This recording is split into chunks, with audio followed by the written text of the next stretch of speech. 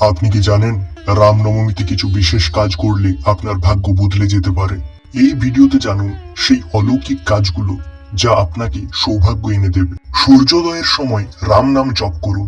রামনবমীর দিন সূর্যোদয়ের সময় 108 বার শ্রীরাম জয় রাম জয় জয় রাম জপ করুন। এতে জীবনের সকল বাধা দূর হবে এবং সৌভাগ্য আসবে। ভগবান রামের আরাধনায় তুলসী অপরিহার্য।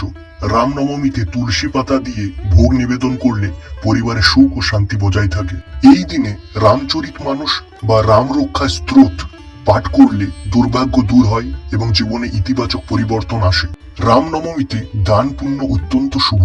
দরিদ্রদের অন্ন বস্ত্র বা ফল দান করলে কষ্ট দূর হয় এবং সৌভাগ্য বৃদ্ধি পায়। যদি সম্ভব হয় এই দিনে রাম মন্দিরে গিয়ে পুজো করুন বা রামলালার ছবি বা মূর্তির সামনে ধূপ প্রদীপ জ্বালান। এতে জীবনে সুখ ও সমৃদ্ধি আসবে। এই 5টি কাজ করলে আপনার ভাগ্য পরিবর্তন হতে পারে। বিশ্বাস না হলে একবার করে দেখুন। কমেন্টে জয় শ্রীরাম লিখুন এবং ভিডিওটি শেয়ার করুন।